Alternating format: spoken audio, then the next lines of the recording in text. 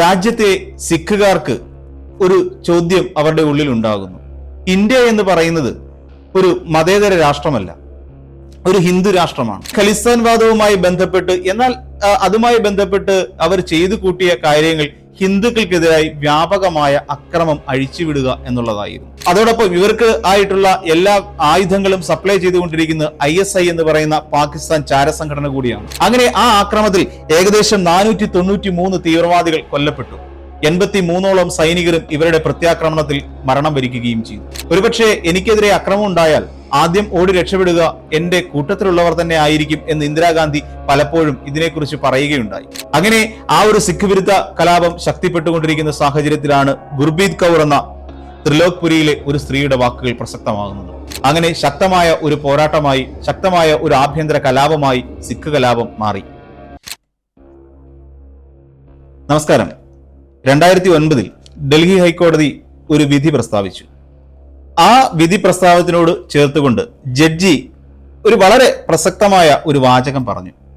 അത് ഇങ്ങനെയാണ്: ലോകത്തെ ഏറ്റവും വലിയ ജനാധിപത്യ രാഷ്ട്രം എന്ന് അവകാശപ്പെടുന്ന ഇന്ത്യയിൽ നടന്ന, അല്ലെങ്കിൽ ഇന്ത്യയുടെ തലസ്ഥാനത്ത് നടന്ന ഒരു സംഭവമാണ്.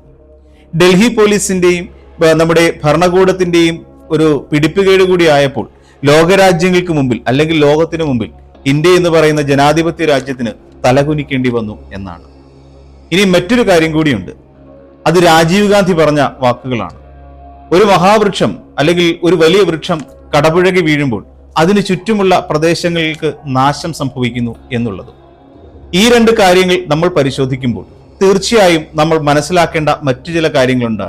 അതായത്, ഒന്ന് ഖലിസ്ഥാൻ തീവ്രവാദം, മറ്റൊന്ന് ബ്ലൂ സ്റ്റാർ ഓപ്പറേഷൻ, അതോടൊപ്പം മൂന്നാമതായി ഒന്നുകൂടിയുണ്ട് ഇന്ദിരാഗാന്ധി വധം. ഇതിന്റെ വിശദാംശങ്ങളിലേക്ക് പോവുകയാണ് ബിഹൈൻഡ് ദ ട്രൂത്ത് ഇന്ന്.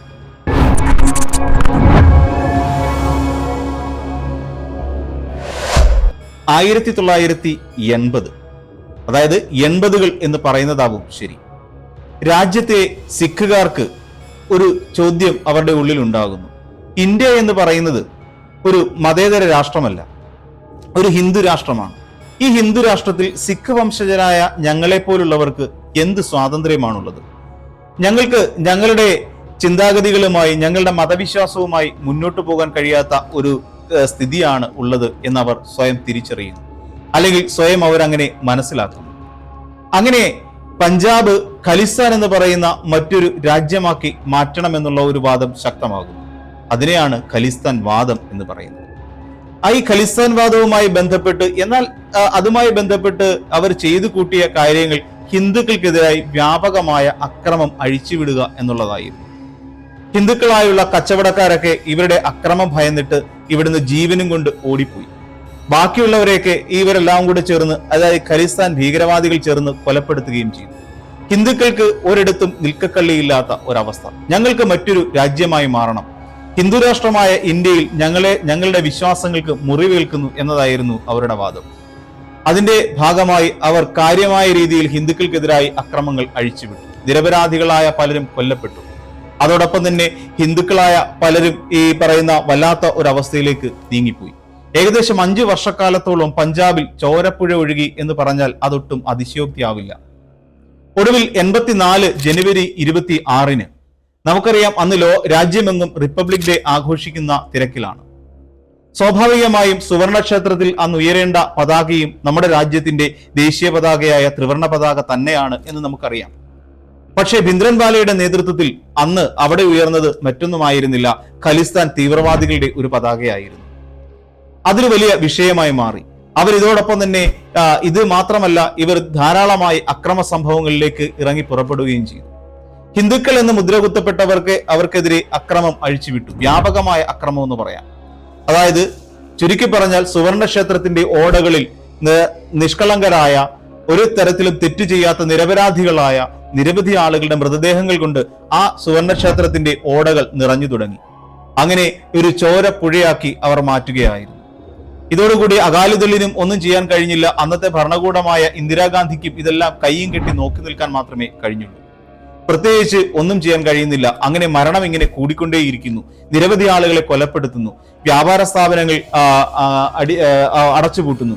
ബാങ്കുകൾ കൊള്ളയടിക്കപ്പെടുന്നു എന്ന് വേണ്ട, അവിടെ എങ്ങനെയെല്ലാം ഒരു രാജ്യത്തിന്റെ ക്രമസമാധാന നിലയെ തകർക്കാമോ ആ നിലയ്ക്കെല്ലാം ഖലിസ്ഥാൻ തീവ്രവാദികൾ അല്ലെങ്കിൽ സിഖ് വംശജർ അവരുടെ പ്രക്ഷോഭ നടപടികളുമായി ഭിന്ദ്രൻവാലയുടെ നേതൃത്വത്തിൽ ഇങ്ങനെ മുന്നോട്ട് പോയിക്കൊണ്ടിരിക്കുന്ന ഒരു സമയം.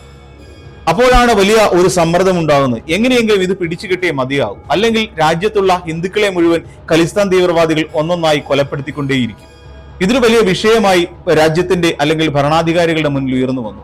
ഇന്ദിരാഗാന്ധിക്ക് സ്വാഭാവികമായി നടപടിയെടുത്തേ മതിയാകും. അതോടൊപ്പം ഇവർക്ക് ആയിട്ടുള്ള എല്ലാ ആയുധങ്ങളും സപ്ലൈ ചെയ്തുകൊണ്ടിരിക്കുന്ന ISI എന്ന് പറയുന്ന പാകിസ്ഥാൻ ചാരസംഘടന കൂടിയാണ്. ഇവർക്ക് ആയുധങ്ങൾ എത്തിക്കുന്നു. ഇവർക്ക് വേണ്ട എല്ലാ ആനുകൂല്യവും ചെയ്തു കൊടുക്കുന്നത് അങ്ങ് അതിർത്തി കടന്ന് പാകിസ്ഥാനിൽ നിന്നായിരുന്നു. കാര്യം അവർ പോരടിക്കുന്നത് ഹിന്ദുക്കൾക്ക് എതിരെ ആയതുകൊണ്ട് പാകിസ്ഥാന് കൂടുതൽ സൗകര്യമായി. പാകിസ്ഥാൻ ആയുധങ്ങൾ എത്തിച്ചു കൊടുക്കുന്നു. പാകിസ്ഥാൻ ഏത് തരത്തിൽ വേണമെങ്കിൽ ഇവരെ അംഗീകരിക്കുമോ, അവർക്ക് വേണ്ട എന്തെല്ലാം കാര്യങ്ങൾ ചെയ്തു കൊടുക്കാമോ അതെല്ലാം ചെയ്തു കൊടുത്തുകൊണ്ട് പാകിസ്ഥാനുമുണ്ട്. അങ്ങനെ ഇങ്ങനെ ഒരു സാഹചര്യം ഇങ്ങനെ നിലവിൽ ഉയർന്നു വന്നപ്പോൾ ഇന്ദിരാഗാന്ധിയുടെ മേൽ സമ്മർദ്ദമേറി. എങ്ങനെയും ഇത് ചെറുക്കപ്പെടേണ്ടതാണ്. അങ്ങനെ ഇന്ദിരാഗാന്ധി ഒരു തീരുമാനമെടുക്കുന്നു. ഓപ്പറേഷൻ ബ്ലൂ സ്റ്റാർ എന്ന പേരിൽ അവിടെ ഒരു സൈനിക നടപടിക്ക് ഇന്ദിരാഗാന്ധി നിർദ്ദേശം നൽകുന്നു. അങ്ങനെ സൈന്യം ഇരച്ചു കയറി സുവർണക്ഷേത്രത്തിലേക്ക് എത്തുന്നു. നിരപരാധികളായ അവിടെ തീർത്ഥാടകരായി, നമുക്കറിയാം സുവർണക്ഷേത്രത്തിൽ തീർത്ഥാടകരെത്തുന്ന പതിവാണ്. അങ്ങനെ നിരപരാധികളായ സ്ത്രീകളും തീർത്ഥാടകരായ കുട്ടികളും ഒക്കെ ഈ പറയുന്ന ആക്രമണത്തിൽ കൊല്ലപ്പെടുന്നു. ഷെല്ലാക്രമണങ്ങൾ ഉണ്ടാകുന്നു. ടാങ്കുകൾ ഉപയോഗിച്ചുകൊണ്ടുള്ള അക്രമങ്ങൾ നടക്കുന്നു. അതോടൊപ്പം തന്നെ തിരിച്ചും അക്രമം ഉണ്ടാകുന്നു. അങ്ങനെ അതിഭീകരമായ ഈ ഒരു യുദ്ധാന്തരീക്ഷമായിരുന്നു സുവർണക്ഷേത്രത്തിന് കാണേണ്ടി വന്നത്. അങ്ങനെ ആ ആക്രമണത്തിൽ ഏകദേശം 493 തീവ്രവാദികൾ കൊല്ലപ്പെട്ടു. 83ഓളം സൈനികരും ഇവരുടെ പ്രത്യാക്രമണത്തിൽ മരണം വരിക്കുകയും ചെയ്തു. ഈ രീതിയിലെല്ലാം 250ലധികം ആളുകൾക്ക് പരിക്കേൽക്കുകയും ചെയ്തു. അതിശക്തമായ ഒരു പോരാട്ടം തന്നെയാണ് നടന്നത്. ആ പോരാട്ടത്തിൽ ഭിന്ദ്രൻവാല കൊല്ലപ്പെടുന്നു. അതോടൊപ്പം ഒരു ഖലിസ്ഥാൻ വിദ്യാർത്ഥിയും അതിൽ കൊല്ലപ്പെടുകയും ചെയ്യുന്നു. ഇതോടുകൂടിയായപ്പോൾ ഖലിസ്ഥാൻ തീവ്രവാദം കൂടുതൽ ശക്തിപ്പെട്ടു എന്ന് തന്നെ പറയാം. അവരുടെ പ്രധാനപ്പെട്ട ടാർഗറ്റായി രാജ്യത്തെ പ്രധാനമന്ത്രിയായ ഇന്ദിരാഗാന്ധി മാറുകയായിരുന്നു. അങ്ങനെ ഇന്ദിരാഗാന്ധിക്കെതിരെ അതിശക്തമായ ഒരു നീക്കം നടത്താൻ ഖലിസ്ഥാൻ തീവ്രവാദികൾ തീരുമാനിക്കുകയാണ്. അങ്ങനെ ഒരു ദിവസം വന്നെത്തി. അതായത് 1984 ഒക്ടോബർ മാസം 31-ാം തീയതി. അന്ന് ഇന്ദിരാഗാന്ധിക്ക് ഒരു ഇന്റർവ്യൂ ഉണ്ട്. അതായത് പീറ്റർ ഉസ്തിനോവ് എന്ന് പറയുന്ന ഒരു ബ്രിട്ടീഷ് നാടകൃത്തുണ്ടായിരുന്നു. അദ്ദേഹത്തിന്റെ ഒരു ടെലിവിഷൻ ഇന്റർവ്യൂവിന് വേണ്ടിയിട്ട് ഈ പറയുന്ന ഇന്ദിരാഗാന്ധി തയ്യാറായി കഴിഞ്ഞു. ഇന്ദിരാഗാന്ധി അങ്ങനെ നടക്കുന്നതിന് വേണ്ടി പുറത്തേക്കിറങ്ങിയപ്പോൾ അവിടെ എത്തി. ആ സമയത്ത് തൊട്ടടുത്തായി ബിയാൻ സിംഗ് എന്ന് പറയുന്ന അവരുടെ അംഗരക്ഷകരിൽ ഒരാളായ SI അവിടെ നിൽപ്പുണ്ടായിരുന്നു. ഇന്ദിരാഗാന്ധി പരിചയം കൊണ്ട് അംഗരക്ഷകനല്ലേ ഒന്ന് ചിരിച്ചേക്കാം എന്ന് കരുതി ഇന്ദിരാഗാന്ധി ബിയാൻ സിംഗിനെ നോക്കി ഒന്ന് പുഞ്ചിരിച്ചു. പക്ഷേ ആ പുഞ്ചിരിക്ക് മറുപടിയായി കിട്ടിയത് ബിയാൻ സിംഗിന്റെ തോക്കിൽ നിന്നുള്ള വെടിയുണ്ടകളായിരുന്നു. ഇന്ദിരാഗാന്ധിയുടെ ഉദരത്തിലേക്ക് ആ വെടിയുണ്ടകൾ തുളച്ചു കയറി. തൊട്ടടുത്തായി മറ്റൊരാൾ നിൽപ്പുണ്ടായിരുന്നു. അദ്ദേഹവും സത്വൻ സിംഗ് എന്ന് പറയുന്ന മറ്റൊരാളും. ഈ സത്വൻ സിംഗ് ഉടൻ തന്നെ അദ്ദേഹത്തിന്റെ തോക്ക് ഉപയോഗിച്ച് സ്റ്റൺഗൺ ഉപയോഗിച്ചുകൊണ്ട് വീണ്ടും ഇന്ദിരാഗാന്ധിയുടെ വയറിലേക്ക് വെടിവെക്കുകയായിരുന്നു. തുരുതുര വെടിവെച്ചു. അങ്ങനെ വെടിയേറ്റ് വീണ ഇന്ദിരാഗാന്ധിയെ പെട്ടെന്ന് തന്നെ ആശുപത്രിയിലേക്ക് എത്തിച്ച് അവിടെ എത്തിയതിനു ശേഷം ഇന്ദിരാഗാന്ധി മരണപ്പെടുകയും ചെയ്തു. ഇന്ദിരാഗാന്ധിക്ക് ഖലിസ്ഥാൻ തീവ്രവാദികളുടെ ഭീഷണി വന്നതിനെ തുടർന്ന് ഇന്ദിരാഗാന്ധി ആ കാലഘട്ടങ്ങളിലെല്ലാം ഒരു ജാക്കറ്റ് ബ്ലൗസിനുള്ളിൽ ധരിക്കുമായിരുന്നു. ഒരു ബുള്ളറ്റ് പ്രൂഫ് ജാക്കറ്റ് ആയിരുന്നു അത്. എന്നാൽ അന്ന് ഇന്റർവ്യൂ ആയതുകൊണ്ട് തന്നെ പ്രത്യേകിച്ച് തനിക്കെതിരെ അക്രമം ഉണ്ടാകില്ല എന്നുള്ള ഒരു ധൈര്യത്തിന്റെ പുറത്താണ് ഇന്ദിരാഗാന്ധി അന്ന് ജാക്കറ്റ് ധരിക്കാതെ പകരം അല്ലാതെ ബ്ലൗസ് മാത്രം ധരിച്ചുകൊണ്ട് പുറത്തേക്ക് ഇറങ്ങിയത്. പക്ഷേ സ്വന്തം അംഗരക്ഷകരിൽ നിന്ന് അവരെ ഒരിക്കൽ പറയുകയുണ്ടായി, ഒരുപക്ഷെ എനിക്കെതിരെ അക്രമം ഉണ്ടായാൽ ആദ്യം ഓടി രക്ഷപ്പെടുക എന്റെ കൂട്ടത്തിലുള്ളവർ തന്നെ ആയിരിക്കും എന്ന് ഇന്ദിരാഗാന്ധി പലപ്പോഴും ഇതിനെക്കുറിച്ച് പറയുകയുണ്ടായി. അതുതന്നെയാണ് വാസ്തവത്തിൽ സംഭവിച്ചത്. എന്നാൽ അംഗരക്ഷകർ അവരുടെ കൂട്ടത്തിലുണ്ടായിരുന്നവർ ഓടി മാറുകയായിരുന്നില്ല. ആ അംഗരക്ഷകർ തന്നെ ഇന്ദിരാഗാന്ധിയെ വെടിവെച്ച് വീഴ്ത്തുകയായിരുന്നു എന്നുള്ളതാണ് നമ്മൾ ഓർക്കേണ്ടത്. അങ്ങനെ ഇന്ദിരാഗാന്ധി കൊല്ലപ്പെടുന്നു. തൊട്ടടുത്ത ദിവസം തന്നെ ഇവിടെ രാജ്യം എങ്ങും ഒരു വലിയ ശക്തമായ പോരാട്ടത്തിന് തയ്യാറെടുക്കുകയായിരുന്നു. ആ സമയത്താണ് സജ്ജൻ കുമാർ എന്ന കോൺഗ്രസിന്റെ നേതാവ് അത്യുച്ചത്തിൽ വിളിച്ചു പറഞ്ഞത്, ഇന്ദിരാഗാന്ധി നമുക്ക് മാതാവായിരുന്നു. ആ മാതാവിനെ ഇല്ലായ്മ ചെയ്ത ഒരു സിഖുകാരനും ഇനി ജീവനോടെ ഇവിടെ ഉണ്ടാകരുത്. അതായത് എല്ലാ സിഖുകാരെയും തെരഞ്ഞു പിടിച്ച് കൊലപ്പെടുത്തുക എന്നുള്ള രീതിയിലേക്ക് കോൺഗ്രസ് ഒരു വലിയ ഒരു കലാപത്തിന് ആഹ്വാനം ചെയ്തു. രാജ്യത്തിന്റെ വിവിധ ഭാഗങ്ങളിൽ പഞ്ചാബിലും ഡൽഹിയിലും അടക്കം ശക്തമായ പോരാട്ടമാണ് കോൺഗ്രസ് അനുകൂലികൾ കാഴ്ചവെച്ചത്. അങ്ങനെ വീടുകൾ തോറും കയറി ഇറങ്ങിക്കൊണ്ടുള്ള അതിശക്തമായ ആക്രമണത്തിനാണ് പിന്നീട് രാജ്യം സാക്ഷ്യം വഹിച്ചത്. ഏകദേശ സർക്കാരിന്റെ കണക്കുകൾ പ്രകാരം 5000-ഓളം പേരാണ് ആ ഒരു കലാപത്തിൽ രാജ്യത്ത് ഇല്ലായ്മ ചെയ്യപ്പെട്ടത്. അതായത് കൊല്ലപ്പെട്ടത്. എന്നാൽ അനൌദ്യോഗിക കണക്കുകൾ പ്രകാരം ആ മരണം 8000 കവിയും എന്നാണ് പറയുന്നത്. 2700ഓളം പേർ ഡൽഹിയിൽ മാത്രം സിഖുകാർ കൊല്ലപ്പെട്ടു. അങ്ങനെ ശക്തമായ ഒരു പോരാട്ടമായി, ശക്തമായ ഒരു ആഭ്യന്തര കലാപമായി സിഖ് കലാപം മാറി. അങ്ങനെ ആ ഒരു സിഖ് വിരുദ്ധ കലാപം ശക്തിപ്പെട്ടുകൊണ്ടിരിക്കുന്ന സാഹചര്യത്തിലാണ് ഗുർപ്രീത് കൗർ എന്ന ത്രിലോക്പുരിയിലെ ഒരു സ്ത്രീയുടെ വാക്കുകൾ പ്രസക്തമാകുന്നത്. നവംബർ 1 വൈകുന്നേരം ഞങ്ങളെ സംബന്ധിച്ചിടത്തോളം ഒരിക്കലും മറക്കാനാവാത്ത ഒന്നായിരുന്നു എന്നാണ്. നമുക്കറിയാം, അന്ന് ഏറ്റവും കൂടുതൽ ഇവിടെ ഉപയോഗിച്ചത് മണ്ണെണ്ണ തന്നെയായിരുന്നു. മണ്ണെണ്ണ ഉപയോഗിച്ച് തീ കൊളുത്തുക, കടകൾ ആക്രമിക്കുക, അതോടൊപ്പം തന്നെ ഇലക്ട്രൽ വോട്ടേഴ്സ് ID എടുത്തു നോക്കും, വോട്ടർ തെരഞ്ഞെടുപ്പ് ഇലക്ട്രൽ ID എടുത്ത് നോക്കും. അവർ സിഖുകാരാണെങ്കിൽ ആ സമയം തന്നെ കൊലപ്പെടുത്തും. എന്തിനേറെ പറയാൻ, ഇന്ത്യൻ രാഷ്ട്രപതിയായിരുന്ന ഗ്യാനി സെയിൽ സിംഗിന്റെ കാറിന് നേരെയും ഈ പറയുന്ന കലാപകാരികൾ അക്രമം അഴിച്ചുവിട്ടിരുന്നു. അങ്ങനെ അതിശക്തമായ അക്രമങ്ങൾ ഇങ്ങനെ മുന്നോട്ട് നീങ്ങിക്കൊണ്ടിരിക്കുന്നു. അവിടെയാണ് ഗുർപ്രീത് കൗറിന്റെ ഒരു വലിയ വാക്കുകൾ പറയുന്നത്.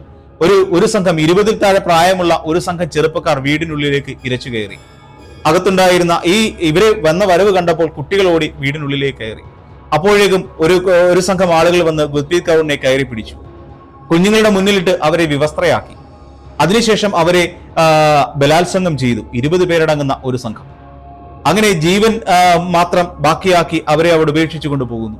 തൊട്ടടുത്ത നിമിഷം തന്നെ വീണ്ടും ഒരു സംഘം അവരുടെ വീട്ടിലേക്ക് ഇരച്ചു കയറുകയാണ്. അങ്ങനെ അവിടേക്ക് ഇരച്ചു കയറിയ ആളുകൾ തന്റെ കുഞ്ഞുങ്ങളെ കവർന്നെടുത്തുകൊണ്ട് അവർ മുറ്റത്തേക്ക് ഇറങ്ങി ആ അമ്മ കേണുകൊണ്ട് എന്റെ കുഞ്ഞുങ്ങളെ ഒന്നും ചെയ്യരുതേ എന്ന് കേണുകൊണ്ട് ആ അമ്മ അവർക്കൊപ്പം പിന്നാലെ വീടിന് പുറത്തേക്ക് ഇറങ്ങി.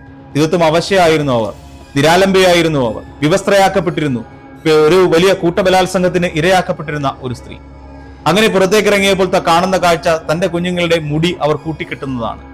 അങ്ങനെ കുഞ്ഞുങ്ങളുടെ മുടി കൂട്ടിക്കെട്ടിയിട്ട് അവരുടെ ശരീരത്തിലേക്ക് മണ്ണെണ്ണ കോരി ഒഴിച്ചുകൊണ്ട് തീ കൊളുത്തുകയാണ് ആ കലാപകാരികൾ ചെയ്തത്.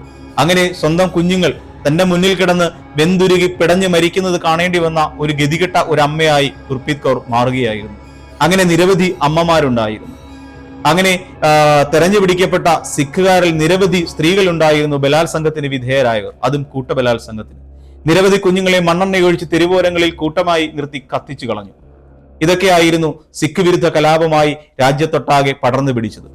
നമുക്കറിയാം, രാജ്യ തലസ്ഥാനത്ത് പോലും 2700 പേർ കൊല്ലപ്പെട്ട ഒരു സംഭവം, രാജ്യത്ത് ആകമാനം 5000-ലധികം പേർ ഇല്ലായ്മ കൊല്ലപ്പെട്ടു പോയ ഒരു സംഭവം. ഇതായിരുന്നു സിഖ് വിരുദ്ധ കലാപം കോൺഗ്രസ് ആഹ്വാനം ചെയ്തത്.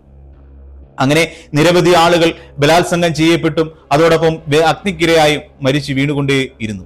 അതങ്ങനെ കാലങ്ങൾ കടന്നുപോയിക്കൊണ്ടേയിരുന്നു, ഒരു വലിയ അക്രമ പരമ്പരയായി.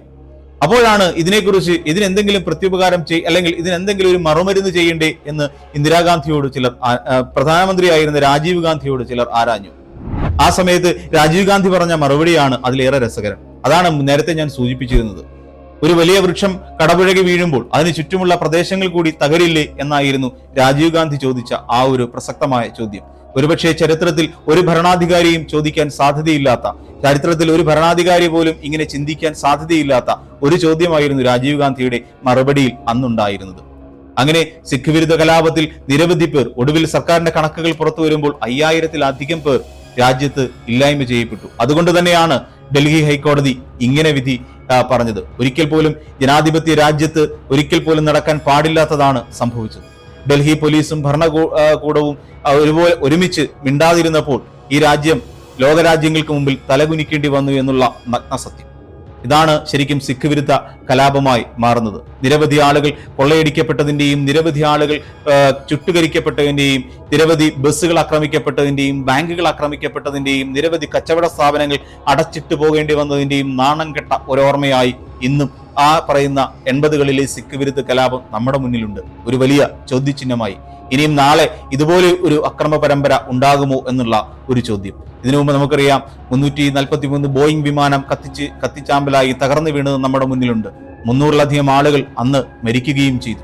ഇതൊക്കെയാണ് സിഖ് വിരുദ്ധ കലാപത്തിന്റെ ബാക്കിപത്രങ്ങൾ. സിഖ് വിരുദ്ധ കലാപത്തെക്കുറിച്ചുള്ള നിങ്ങളുടെ അഭിപ്രായങ്ങൾ കമന്റ് ബോക്സിൽ നിങ്ങൾക്കും രേഖപ്പെടുത്താം. അതോടൊപ്പം ഇതുപോലെയുള്ള വാർത്തകൾക്കായി വൈബ്സ് എന്റർടൈൻമെന്റ് ചാനൽ സബ്സ്ക്രൈബ് ചെയ്ത് ഞങ്ങൾക്കൊപ്പം തുടരുക. This is Srinath signing of.